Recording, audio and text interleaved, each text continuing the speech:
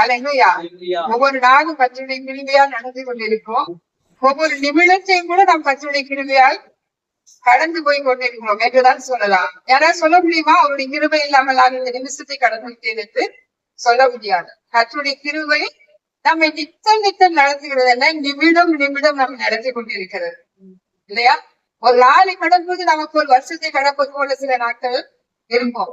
ஆனா ஒவ்வொரு நிமிடமும் நீங்க நினைச்சு பாருங்க, ஒவ்வொரு நிமிடம் நாம் சுவாசம் கொள்வதும், ஒவ்வொரு நிமிடம் நாம் ஜீவனோடு நிற்பதும் கர்த்தர் செய்த சுத்த கிருபை. அதனால தாவீது அடிக்கடி சொல்லுகிறார், அவருடைய கிருபை இல்லாமல் இருந்தால் நான் எங்கோ மடிந்து போயிருப்பேன் என்று சொல்லுவார். அநேக நேரத்தில் நீங்கள் பார்க்கும் பொழுது தாவீது சொல்லுகிறார், கர்த்தருடைய கிருபை என்னிடத்தில் இல்லாமல் இருந்தால், அவருடைய தயவு என் மேல் இல்லாமல் இருந்தால், அவருடைய பலத்த கரம் என் மேல் இல்லாமல் இருந்தால் என்னை மனிதர்கள் விழுந்து இருப்பார்கள் உயிரோடு என்று சொல்லுவார். ஹல்லேலூயா. அப்ப அதனுடைய ஆழத்தை அறிந்து பாருங்கள். ஒரு மனிதன் விழுங்க முடியுமா? அப்படிப்பட்டதான காரியங்களுக்குள்ளாக சூழ்நிலைக்குள்ளாக ஒரு மனிதன் சிக்கிக் கொள்ளும் பொழுது அவன் சொல்லுகிறான், எப்படி இருக்கிறது? மனிதர்கள் நம்மை விழுந்துகிறவர்கள் போல பார்ப்பார்கள், மனிதர்கள் அப்படி விழுந்துகளை போல அவர்கள் செயல்களை செய்வார்கள். அதனால தாவீது அடிக்கடி சொல்லுகிறார், கர்த்தருடைய கிருபை பெரிதா இருக்கிறபடியால் அந்த கிருபையை கொண்டாடுங்கள்.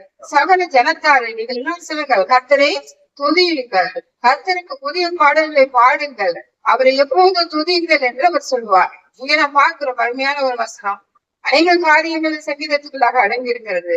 146 சங்கீதத்தை வாசித்தோம். என்ன சொல்லப்பட்டிருக்கிறது? என் ஆத்துமாவே கர்த்தரை துதி, நான் உயிரோடு இருக்க மட்டும் கர்த்தரை துதிப்பேன், நான் உள்ளளவும் என் தேவனை கீர்த்தனம் பண்ணுவேன். அல்லேலூயா. எவ்வளவு ஒரு அருமையான வசனங்கள் பாருங்கள். நான் உயிரோடு இருக்க மட்டும், நான் இந்த காலவெளியில சொல்ல முடியுமா? இந்த காலவெளி சமூகத்துல வந்திருக்கிற நான் சொல்ல முடியுமா? கர்த்தாவே நான் உயிரோடு இருக்க மட்டும், இந்த பூமியில என்னுடைய ஜீவன் இருக்கும் மட்டும், என்னுடைய சரீரத்தை விட்டு என் ஆவி பிரியும் மட்டும் நான் உண்மையே சொல்லிட்டேன். அல்லேலூயா. இந்த வசனங்களை அனுதினமும் கர்த்தருடைய சமூகத்துல நாம் அறிக்கையிடா இருக்க வேண்டும். நாம் வாயினாலே அறிக்கையிட வேண்டும். வாயினாலே அறிக்கையிடும் பொழுதுதான் நமக்குரதமாக ஏற்படுகிற போராட்டங்கள், நமக்குரதமாக வருகிற பிசாசுடைய தந்திரங்கள் எல்லாம் வெக்கப்பட்டு போகும். இந்த மாதிரி வசனங்களை எல்லாம் வாய்க்குள்ளாக இருதயத்துக்குள்ளாக வைத்து வாயினாலே கர்த்தரை அறிவிக்க வேண்டும். இருள இருக்கிற போல நம்முடைய வாழ்க்கை இருக்கும் பொழுது என்ன சொல்ல வேண்டும்? நான் உயிரோடு இருக்க மட்டும் கர்த்தரை துதிப்பேன், நான் உள்ளளவும் என் தேவனை கீர்த்தனம் பண்ணுவேன், என் ஜீவன் இருக்கும் மட்டும். எவ்வளவுதான் பிரச்சனை வரட்டும், எவ்வளவுதான் காலங்கள் மாறி போகட்டும், எத்தனை நான் நேசித்தவர்கள் என்னை விட்டு கடந்து போகட்டும், ஆனாலும் நான் என்ன செய்வேன்? என் ஜீவனுள்ள தேவனை ஸ்தோத்திரிப்பேன். அவர் நான் ஜீவன் உள்ளவரைக்கும் அவர் என்னைக்கும் இருக்கிறவராயிருக்கிறார். அவர் மாறாதவர், அவருக்கு முடிவு கிடையாது. கர்த்தர் என்னைக்காவது மாறிவிட்டு போகக்கூடியவரா அல்லது மறைந்து போகக்கூடியவரா? கிடையாது. அவர் என்னைக்கும் ஜீவிக்கிறவராய் இருக்கிறபடியாது. ஆனா மனிதனாகிய நாம் என்ன செய்கிறோம்? இன்னைக்கு புது நாளைக்கு மறைகிற பிள்ளை போல நாம இருக்கிறோம். நம்முடைய ஜீவ நாட்கள் 10 வருடம், 20 வருடம், 30 வருடம் என்று குறிக்கப்பட்டு இருக்கிறது. நாம் இந்த பூமியில வாழ்கிற நாட்கள் நமக்கு குறிக்கப்பட்ட நாட்கள். அது குறிக்கப்பட்ட நாட்களாக அந்த நாள் வரும்போது நாம் கடந்து செல்ல வேண்டியது எல்லாருடைய கட்டளை. கர்த்தர் நமக்கு கொடுத்த கட்டளை அது. நம் நாட்கள் முடியும் போது நாம் கடந்து செல்கிறோம். ஆனால் அந்த நாட்கள் 20 வருஷமோ, 30 வருஷமோ, 5 வருஷமோ, 3 வருஷமோ, எத்தனை வருடம் நம் கர்த்தரை அறிந்து நாம் வாழ்ந்தாலும் கூட அந்த நாட்களிலே எப்படி இருக்க வேண்டும்? உயிரோடு இருக்கும் மட்டும் நான் என் தேவனை துதிப்பேன். அப்படி என்றால் என்ன அர்த்தம்? அவரை மாத்திரம் துதிப்பேன் என்பதாக. நான் அவரையும் துதிப்பேன், இவரையும் துதிப்பேன் என்றல்ல, எல்லாவற்றையும் அறிந்த என் தேவனை, சகலத்தை உருவாக்கிய என் தேவனை. வசனத்தை 6ஆம் வசனத்தையும் பாருங்கள். அவர் வானத்தையும் பூமியையும் சமுத்திரத்தையும் அவையுள்ள யாவையும் உண்டாக்கினவர். அவர் என்றென்றைக்கும் உண்மையை காக்கிறது. எதற்காக நான் அவரை ஆராதிப்பேன்? எதற்காக நான் அவரை தொழுது கொள்வேன்? என் ஜீவன் பிரியும் வரைக்கும் என் சரீரத்தில் வியாதி வந்து அதை நொந்து அதை வெந்து அதை அழுகி என் சரீரம் போனாலும் கூட என் ஆத்துமா கர்த்தரை ஸ்தோத்திரிக்கும் என்று சொல்லி யோபுவை போல நாம் ஒரு ஒப்பு கொடுத்தல் ஒரு பொருத்தனை பண்ணுகிறோம் என்றால் எதற்காக பண்ணுகிறோம்? 6ஆம் வசனத்தில் பார்க்கிறோம், வானத்தையும் பூமியையும் சமுத்திரத்தையும் அவையுள்ள எல்லாவற்றையும் உண்டாக்கினார். இந்த பூமியில இருக்கிற அனைத்து சராசரங்களையும் நாம் காண்கிறவர்கள் யாவையும், நமக்கு அழகாய் தோன்றுகிறவர்கள் யாவும், நாம் பார்க்கிற மிருகங்கள், கடல்ல வாழுகிற கூறும் பிராணிகள் எல்லாவற்றையும் யார் படைத்தார்? படைத்தார். அதை நான் விசுவாசிக்கிறபடினாலே நான் அவரை என் உயிரோடு இருக்கும் மட்டும் நான் எத்தனை நாள் ஜீவனோடு இருக்கணும் அத்தனை நாளும் நான் கர்த்தருக்கு மாத்திரம் ஆராதனை செய்வேன். ஹல்லேலூயா. அவரை மாத்திரம் நான் தொழுது கொள்வேன். ஏனென்றால் அவர் சகலத்தை உண்டாக்கினவர். அது இங்கு சொல்லுகிறார். 3-4 பார்த்தீர்கள் என்றால், பிரபுக்களையும் ரட்சிக்க திராணி இல்லாத மணிபுத்திரரை நம்பாதீர்கள். அவருடைய ஆவி பிரியும் அவன் மண்ணுக்கு திரும்புவான். அந்நாளிலே அவன் யோசனைகள் அலைந்திடும். ஹல்லேலூயா. அது நல்ல ஒரு நம்பிக்கையை கொடுத்து இந்த பூமியில வாழும் பொழுது நமக்கு யாரையாவது நாம் நம்பிக்கொண்டிருக்கிறோம், யாரையாவது நாம் சார்ந்திருக்கிறோம், யாரையாவது நாம் நேசிக்கிறோம் இல்லையா? இந்த பூமியில இருக்கும் போது யாரையாவது நாம் உயிருக்குயிரா நேசிக்கிறவர்கள் இருப்பார்கள். தன் குடும்பத்தை நேசிக்கிறோம், கணவன் மனைவியை நேசிக்கிறார்கள், மனைவி கணவனை நேசிக்கிறார்கள், பிள்ளைகள் பெற்றோரை நேசிக்கிறார்கள். இதெல்லாம் நேசமும் நம்பிக்கையும் இந்த பூமியில காணப்படுகிறது. ஆனால் இங்க வசனம் என்ன சொல்லுகிறது? நீ பூமியில என்ன செய்யாத, மனுஷன் மேல் உன் நம்பிக்கையை வைக்காத, மனுபுத்திரன் மேல் உன் நம்பிக்கையை வைக்காத. என் கணவன் இருக்கிறார், அவரை என்னை கடைசி வரைக்கும் வாழ்ந்து கொள்வார் என்று கணவனையே நம்பிக்கொண்டு இருக்காது. வசனம் என்ன சொல்லுகிறது? அவன் மண்ணிலிருந்து எடுக்கப்பட்டினால் அவன் மண்ணுக்கு திரும்பிடுவான். ஒரு நாளைக்கு கணவனோ மனைவியோ நாம் நேசிக்கிற பிள்ளைகளோ நமக்கு முன்பதாக கூட செல்லக்கூடும். ஏனென்றால் மண்ணில் எடுக்கப்பட்டவர்கள் கர்த்தர் குறித்த நாட்கள் அவர்கள் மண்ணுக்கு மறுபடியாக திரும்பும். ஆனால் நம்முடைய நம்பிக்கை அவர்கள் மேல் இருந்தால் நாம் நம்முடைய வாழ்க்கை எப்படி இருக்கும்? அது அவர்களுக்கு பின்பதாக நாம் சோர்ந்து போகிறதாகவும் கவலைப்படுகிறதாகவும் கர்த்தரை விட்டு விலகுகிறதாகவும் வியாதியஸ்தராகவும் மாறி. அதாவது நீங்க சொல்லிட்டு உங்களுடைய நம்பிக்கை எப்படி இருக்க வேண்டாம்? எந்த மனுஷன் மேல இருக்க வேண்டாம். பிரபுக்களையே நம்பாத, ரட்சிக்க திராணி இல்லாத மணிபுத்திரனை நம்பாது இருக்க. இன்னைக்கு பதவியில் இருக்கிறவர்களை நம்பாதீர்கள். பதவியில இருக்கிறார்கள், இவர்கள் எனக்காக ஏதாவது செய்து விடுவார்கள் என்று நம்பாதீர்கள். மனிதனுக்கு எப்படி இருக்கும்? ரட்சிக்க திராணி இல்லாத மனிதன், அந்த மனிதன் ரட்சிக்க முடியுமா? யாராவது அந்த மனிதன் ரட்சிக்க முடியுமா? ஒரு மனிதன் ரட்சிக்க அவனுடைய ஆத்மா அவன் காப்பாற்றிக் கொள்ள முடியுமா? முடியாது.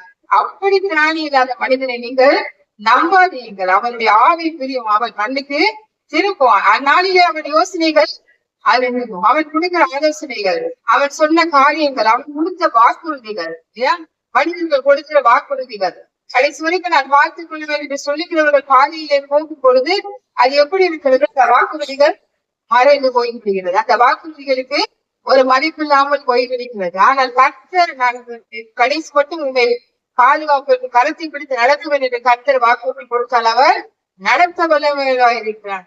அதனாலதான் நம்ம வசனங்களை பார்க்கும் போது நீங்க மாயை நம்பாதீர்கள். மாயை என்றால் இந்த உலகத்தில் காணப்படுகிற சில காரியங்கள், ஆசா வாசங்கள், கண்டித்து நன்றாக தெரிகிற காரியங்கள்லாம் என்னவா இருக்கிறது? அது நிரந்தரமானதல்ல. அதெல்லாம் மாயை. ஒரு நாளைக்கு அதெல்லாம் மறைந்து போகும். ஆனால் நேற்றும் இன்றும் என்றும் மாறாதவராக இருக்கிற கர்த்தர் அவர் செயல்களிலே வல்லவராய் இருக்கிறார். அவர் வாக்குத்தத்தத்திலே உண்மை உள்ளவராய் இருக்கிறார். அதனால நீங்க சொல்லுகிறது அவர் வாக்குத்தத்தத்தில் எப்படி இருக்கிறாரா? அவர் உண்மையா இருக்கிறார். அவர் கொடுத்த வாக்குத்தத்தம் நம்முடைய வாழ்க்கையில நடப்பதற்கு அவர் உண்மையா இருக்கிறார். அதனால நீங்க சொல்லுகிறது மனித பேர் நம்பிக்கையா இருக்காது. அதுக்காக மனிதர்களை நேசிக்காம இருக்கலாமா? ஒரே குடும்பத்தில் இருந்த மனிதர்களை நம்பிக்கை இல்லாமல் இருக்கலாமா? அவர்களை நாம் நேசித்து அவர்களோடு பேசாம இருக்கலாமா? ஒரு வேலைக்காக ஒரு காரியத்துக்காக செல்லும் போது ஒரு மனிதர்களை அங்கு இருக்கிற ஒரு அதிபர்கள் நீங்கள் சென்று நீங்க வாட்டிக்கு போய் உட்கார்ந்து கொண்டு இருந்தால் அந்த வேலையை அவர் செய்வாரா? செய்ய மாட்டார். ஒரு ஆபீஸ் சென்ற பிறகு அவரிடத்தில் காரியம் ஆக வேண்டும் எனும் போது அவருக்கு ஒரு நமஸ்தே போடுவது அவசியமா இருக்கு. அதுக்காக நான் கர்த்தரை தான் நான் அவரை தான் நான் ஆராதிப்பேன், இவரை நான் ஒன்றும் செய்ய மாட்டேன், இவரை நம்பவே மாட்டேன் அர்த்தம் அல்ல. பூமியில வாழும் போது அன்பா இருக்க வேண்டும், செய்கிற வேலைகளை நான் குடும்பத்துல செய்ய வேண்டும், ஒருவருக்கு ஒருவர் கனவின் மனைவன் மேல் நம்பிக்கை இருக்க வேண்டும், விசுவாசம் இருக்க வேண்டும். கர்த்தர் மேல் எனக்கு நம்பிக்கை இருக்கிறது, மனைவியினிடத்தில் நான் ஒன்றும் விசுவாசமா இருக்க வேண்டும் என்று எனக்கு தேவையில்லை என்று சொல்லி கணவன் சொல்ல முடியாது. அது போல மனைவி சொல்ல முடியாது. ஏனென்றால் பூமியில இருக்கும் போது இதெல்லாம் நமக்கு அவசியமா இருக்கிறது. ஒரு மனிதர்களை சார்ந்து நாம் வாழ வேண்டும். யாரும் தனித்தனியாக ஒரு வீட்டுல இருக்க முடியாது, குடும்பத்துடன் இருக்க முடியும். ஆனால் இவை எல்லாவற்றுக்கும் மத்தியில நம்முடைய நம்பிக்கை எங்கே இருக்கு? நம்முடைய குடும்பத்தை குறித்ததான நம்பிக்கை குடும்பத்திலே இருக்கிறதா? அல்லது என் குடும்பத்தை கர்த்தர் நடத்துவார் என்று மேல் நோக்கி நாம் பார்க்கிறோமா? என் பிள்ளைகளை குறித்ததான வாரம் நானும் என் கடவுளுமே சேர்ந்து பார்த்துக்கிறோம் என்று இருக்கிறதா? அல்லது எங்களையோ கர்த்தர் பார்க்கிறார் என்று நம்முடைய நோக்கம் இருக்கிறதா என்று இந்த காலையிலே நாம் ஆராய்ந்து பார்க்க வேண்டும். அதனால்தான் சொல்லுகிறார், சுவாசம் உள்ள நாசியிலே சுவாசம் உள்ள மனுஷனை நீ நம்பாதே, அவன் ஒரு வேலை என்ன செய்வான்? மனம் மாறலாம். அல்லது ஒருவேளை என்ன செய்வான், கொடுத்த வாக்குறுதியை மறந்து போகலாம். ஆனால் இன்னும் ஒருவேளை அவன் என்ன செய்யலாம், அவன் மண்ணோடு மண்ணாக போய்விடலாம். ஆனால் இந்த நம்பிக்கை கர்த்தர் மேல் இருக்கும் போது அவர் என்ன செய்வாரா, 5ஆம் வசனத்தில் பாருங்கள், யாக்கோபின் தேவனை தன் துணையாக கொண்டிருந்து தன் தேவனாகிய கர்த்தர் மேல் நம்பிக்கையை வைக்கிற மனுஷன் பாக்கியவான். ஹல்லேலூயா. அப்ப நம்ம எல்லாம் பாக்கியவான்களையும் பாக்கியவதிகளா இருக்கிறபடியால் தான் எந்த சூழ்நிலை வந்தாலும் கர்த்தரை ஆராதிக்கிறவர்களாகவும் பற்றி கொள்கிறவர்களாக நாம் இருக்கிறோம். அதுதான் இந்த பூமியில நமக்கு கிடைத்த பெரிய பாக்கியம் என்று சொல்லலாம். பெரிய ஒரு கிஃப்ட், பெரிய ஆண்டவர் நமக்கு கொடுத்த ஒரு ஆசீர்வாதம். அது என்னவென்றால், எந்த சூழ்நிலையிலும் அவரை ஆராதிக்கிறவர்களாக, எந்த சூழ்நிலையிலும் அவரை பற்றி கொள்கிறார்கள். அதனால நீங்க சொல்லுங்க, யாக்கோபின் தேவனை தன்னை துணையாக கொண்டிருந்து தன் தேவனாகிய கர்த்தர் மேல் நம்பிக்கையை வைக்கிற மனுஷன் பாக்கியவான். ஏனென்றால் அப்படி வைக்கிற மனுஷன் அவன் எல்லா போராட்டத்துக்கும், அவனை சுற்றி என்ன வந்தாலும், அவனை சுற்றி பெருகி வருகிற பாவங்களையும் தள்ளி விட்டு அவன் ஓட அவனுக்கு பலனை கர்த்தர் கொடுப்பார். அதான் பாருங்க, 6-7 வசனங்களை பார்த்தீர்கள். 7 நீங்கள் 30 வசனங்களை பார்த்து என்றால், அவர் ஒடுக்கப்பட்டவர்களுக்கு நியாயம் செய்கிறார், பசியா இருக்கிறவர்களுக்கு ஆகாரம் கொடுக்கிறார், கட்டுண்டவர்களை கர்த்தர் விடுதலை ஆக்குகிறார், குருடர்களை கண்களை திறக்கிறார், படகடிக்கப்பட்டவர்களை கர்த்தர் தூக்கி விடுகிறார், நீதிமான்களை கர்த்தர் சிநேகிக்கிறார், பரதேசிகளை கர்த்தர் காப்பாற்றுகிறார், அவர் திக்கற்ற பிள்ளைகளையும் ஆதரிக்கிறார், துன்மார்களை வழியோ கவிழ்ந்து போடுகிறார். எவ்வளவு வேலை செய்கிறாங்க. சில நேரத்துல கேட்கிறோம், கர்த்தர் எங்கே இருக்கிறார் அப்படின்னா நமக்கு சில நேரம் கொஸ்டின் இருக்கிறாரா. பல வருடமாக சபைகளில் செல்கிறது கூட சில நேரங்கள்ல சில சூழ்நிலைகள் கஷ்டங்கள் வரும்போது இப்படிப்பட்ட கேள்விகளை கேட்பார்கள். கர்த்தர் இருக்கிறாரா, அவர் கண் திறந்து பார்க்கிறாரா, அவருடைய செவிகள் கேட்கிறதா என்று சொல்லி சில நேரங்களில் நாம் என்ன செய்கிறோம், நம்முடைய மனித இயல்புல நாம் என்ன செய்கிறோம், கர்த்தரை எப்படி எல்லாம் கேள்வி கேட்டு நாமே என்ன செய்கிறோம், கேள்விகளை கேட்கிறோம். கர்த்தர் இருக்கிறாரா இல்லையா அப்படின்னு சொல்லி யாருக்கு வரும் சந்தேகம்? அவரை அறியாதவர்களுக்கு அந்த சந்தேகம் வரும். கர்த்தரை அறியாதவர்களுக்கு என்ன வரும், கர்த்தர் இருக்கிறாரா, என் பலவீன நேரத்துல நான் இப்படி கஷ்டப்படுகிறேன், கர்த்தர் இருக்கிறாரா, ஏன் என் ஜெபத்தை கேட்கல என்று சொல்லி இதை யார் கேட்பார்கள்? இருக்கிறாரா என்று கேள்வி எப்போது வரும், அவரை இன்னும் அறியாமல் எல்லாம் இருக்கும் பொழுது, அவரை குறித்து இன்னும் நாம் தெரியாமல் இருக்கும் போது, அவர் நம்மோடு கூட நிழலா இருக்கிறார் என்பதை நாம் உணராக இருக்கும் போது, அவர் நானே உங்களுக்கு பரிவாரைய கர்த்தர் என்று சொல்லிய வாக்குறுதியை குறித்ததை நாம் பற்றி கொள்ளாமல் இருக்கும் பொழுது இப்படிப்பட்ட கேள்விகள் வரும். கர்த்தர் இருக்கிறாரா, என் ஜெபத்தை கேட்கிறாரா, எனக்கு ஏன் இவ்வளவு கஷ்டம்? அதனால்தான் நீங்க தாவீது சொல்கிறார், அவர் யாக்கோபின் தேவனை தன் துணையாகனா அவர் தான் எனக்கு எல்லாமே அப்படின்னு சொல்லி நமக்கு ஒரு சப்போர்ட்டிவாக அவரை வைத்துக் கொண்டு அவர் மீதே நம்பிக்கை வைத்திருக்கிற மனுஷன் பாக்கியம். அப்படி வைத்திருக்கிற மனுஷன் என்ன செய்வார்கள், சூழ்நிலைகள் மாறும் பொழுது, கஷ்டங்கள் வரும் பொழுது, யோகுவை போல தன்னுடைய வியாதி, யோகு அவ்வளவு ஒரு வியாதி, நல்ல யோக புஸ்தகத்தை படிச்சு பாருங்க. நம்முடைய வாழ்க்கையில விசுவாசம் இன்னும் வளரும். இந்த கர்த்தருக்காக சாட்சியாக நின்றவர்களுடைய வாழ்க்கையை படித்து பார்க்கும் பொழுது நமக்கும் கர்த்தருக்காக சாட்சியாக நிற்க வேண்டும் என்று சொல்லி ஒரு வைராக்கியம் நமக்குள்ளாக வரும். யோகு சீமானா இருந்து அவன் தரித்திரனாகி ஒரே நாளில் எல்லாமே இழந்து, சரீரமும் நல்லா இருந்ததா, அதுவும் இல்லை, சரீரமும் புண்களாகி அணுகி அவனை தோலெல்லாம் பிரிந்து விரிகிறது அப்படின்னு சொன்னா கற்பனை பார்ப்பாருங்க. அவனுடைய நிலைமையை குறிப்போம்.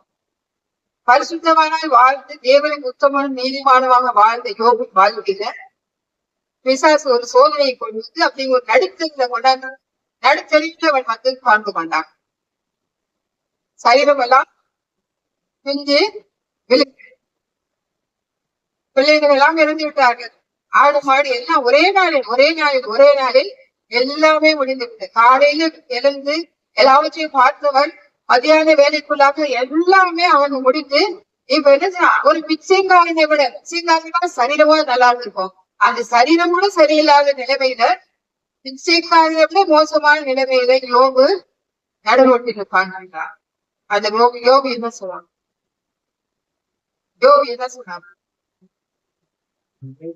அந்த நேரத்தில் சொல்லுகிறார், எப்படி சொல்லுகிறார், என் மீட்பர் உயிரோடு இருக்கிறார், அவர் என்னை பார்த்துக்கிறார். நான் உயிரோடு இருக்க மாட்டோம், இந்த ஜீவன் என்னை விட்டு எடுக்க மாட்டோம். சரீரம் அழிந்து விட்டது, இந்த ஜீவன் என்னை விட்டு பிரிய மட்டும் நான் யாரை ஸ்தோத்தரிப்பேன்? கர்த்தரை ஸ்தோத்தரிப்பேன். ஹல்லேலூயா. அவருக்கு சோதனை எப்படி வந்தது? பிசாசு என்ன சொல்லுகிறான்? பிசாசு தேவனிடத்திலே சென்று சொல்லுகிறான், நீ யோபை ஆசீர்வதித்து அவனுக்கு பலவிதமான ஆசீர்வாதங்களை இந்த தேசத்திலே கொடுத்தபடியினால், அவனை ஒரு சீமானாய் வைத்தபடியினால் அவன் உண்மை துதிக்கிறான். இன்னைக்கு யோபு உங்களுக்கு வரிகளை செலுத்துகிறான், யோபு உண்மை ஆராதிக்கிறான் என்று சொன்னால் எதற்காக ஆராதிக்கிறானா?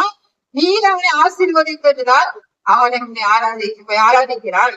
நீர் இந்த ஆசீர்வாதத்திலும் அவனை வந்து எடுக்கப்படும், அப்போது அவனை தூசிப்பானா இல்லையா என்று பார்ப்போம் என்று சொல்லி யார் சொன்னது?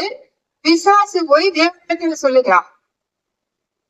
அப்ப தேவன் சொல்லுகிறார், அவர் யோபை குறித்து நன்கு அறிந்திருந்தபடியால் அவர் சொன்னார், நான் உனக்கு கட்டளை கொடுக்கிறேன், நீ என்ன வேணாலும் அவர் செய்து கொள், ஆனால் ஜீவனை மாத்திரம் எடுக்க உனக்கு அனுமதி கிடையாது. யோபுடைய ஜீவனை கர்த்தர் அனுமதிக்கவில்லை அவனை எடுப்பதற்கு, ஆனால் நீ என்ன வேணாலும் செய்து கொள் என்று சொல்லி பிசாசுக்கு அதிகாரம் கொடுக்கிறான் ஆண்டவர்.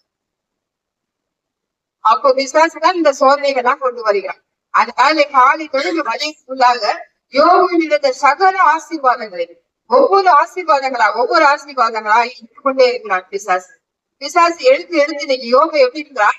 அவன் சரீரமும் அழிந்தவனா என்ன செய்கிறான்? தெருவுல வந்து உட்கார்ந்து இருக்கான். அப்போ பிசாசு என்ன செஞ்சுட்டு இருப்பான்? வேடிக்கை பார்த்து கொண்டிருக்கான். இப்ப இந்த ஆசீர்வாதம் போயிடுச்சு, இப்ப தூசிக்க போலாம். இது போயிடுச்சு, கர்த்தர் இருக்கிறாரா? நான் இவ்வளவு பலிகளை செலுத்தினேனே, ஆராதித்தனே, ஆண்டவரே எதுக்கு என் பிள்ளைகள் போய்விட்டது? யோபனுடைய பிள்ளைகள் அனைவரும் மறைச்சு போனார், ஒரு பிள்ளை கூட இல்ல, அனைவரும் மறைத்தார். எப்படி இருந்திருக்கும்? சொத்து போயிடுச்சு, சுகம் போயிடுச்சு, வீடு போயிடுச்சு, தாங்கிக் கொள்ளலாம் இல்லையா? ஒரு மனிதனுக்கு வாழ்க்கையில ஐஸ்வர்யம் போனாலும் தாங்கிக் கொள்ளலாம். பெற்று வளர்த்த பிள்ளைகள், வாலிப பிள்ளைகள் இறக்கும் பொழுது எப்படி இருப்போம்?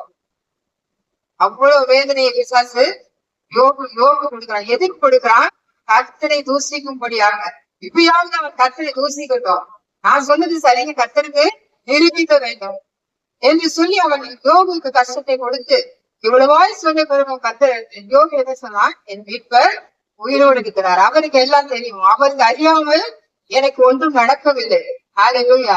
எனக்கு ஒரு கஷ்டம் வந்தது, எனக்கு அறிவு வந்தது, அது என் கர்த்தருக்கு தெரியும், ஏனென்றால் அவர் உயிரோடு இருக்கிறார். இந்த ஒரு வார்த்தை, இந்த ஒரு வசனம் அவருடைய வாழ்க்கையை மறுபடியும் மாற்றிவிட்டது. ஹல்லேலூயா. கர்த்தர் ஜெயித்தார், பிசாசு வெட்கப்பட்டு போனான். யோபு ஆண்டவர் ஆசீர்வதித்து இரட்டத்தனையான ஆசீர்வாதத்தை ஆண்டவர் ஆசீர்வதித்தார். இது கதை அல்ல, இது நிஜமாக நடந்தது. ஹல்லேலூயா. இது ஒரு பரிசுத்தவானுடைய, ஒரு கர்த்தரை ஆராதிக்கிற பிள்ளைகளுடைய வாழ்க்கையில நடந்த ஒரு உண்மை சம்பவம் இது. இவ்வளவு ஆண்டவர் ஆசீர்வாதம் செய்திருக்கலாம். நாம் வாழ்க்கையில வருகிற சிறு சிறு கஷ்டம், இப்ப நம்ம கஷ்டங்கள் அப்படியே கொஞ்சம் லிஸ்ட் போட்டுப்பாருங்க. இப்ப நம்ம குடும்பத்துல நடக்கிற கஷ்டங்கள் சில நேரங்களை கேட்கிறோமோ, ஆண்டவர் இருக்கிறாரா, கண்ணு இருக்கா, நம்மளுக்கு சர்ச்சைக்கு போறேன், எனக்கு இந்த வாழ்க்கையிலேயே இந்த ஒரு உறுப்பு நம்ம கிட்ட வரல. அப்போ நம்மளுடைய லிஸ்ட் போட்டு பாருங்க, யோக லிஸ்ட் ஒரு பக்கம் போட்டு பாருங்க, நல்ல போய் யோக நல்லா படிங்க. படிச்சுட்டு அவர் என்னென்னலாம் அவருடைய ஆசீர்வாதம் அதுல எதெல்லாம் ஆண்டவர் எடுத்துக்கொண்டார் அது உண்மையில போட்டு அது பாருங்க. அப்படியே பக்கத்துல உங்க பேர் எழுதி நம்மளுக்குன்னு என்னென்ன ஆசீர்வாதத்தை ஆண்டவர் எடுத்திருக்கிறார், அல்லது ஆண்டவர் என்னென்ன ஆசீர்வாதம் நம்ம பெற்றுக்கோம், அதெல்லாம் ஒரு லிஸ்ட் போட்டு பாருங்க.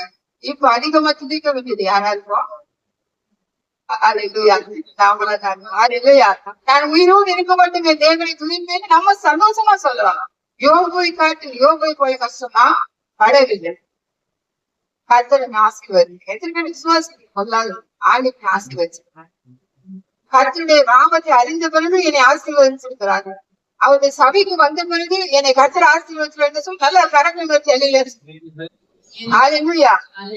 அவர் இடத்துல நான் வந்த பிறகு நான் ஆசீர்வாதமா இருக்கிறேன். வாய்களை அறிக்கை செய்யுங்க. அவர் வாக்குதத்துல உண்மையெல்லாம் இருக்கிறார். நான் செத்தாலும் என்னுடைய ஆத்மாவை வருத்தி கொண்டு போய் பரலோகத்துல வாழ வைக்கிறவரை அவரை போல ஒரு தேவன் ஆராதிப்பதற்கு நம்மளுக்கு என்ன கஷ்டமா இருக்கு? ஏதாவது கஷ்டம் தான். ஒரு நாமத்தை கொடுத்து பிசாசு பிள்ளை சொல்லியும் எது வந்தாலும் இந்த நாமத்தை விரட்டுன்னு எல்லாருக்கும் ஒரு அதிகாரம் கொடுத்து நமக்கு ஒரு நாமத்தை கொடுத்திருக்கிறார். தெரியாம கவலைப்படுறோம். தெரியாமதான் நாம குறைச்சி இற போட்டு நம்மளே நம்ம குழம்பி வீட்டுல இருக்கிறவங்களையும் குழம்பி நாட்டில் இருக்கிறவங்களை குழம்பி எல்லா காரியம் செய்யறோம்.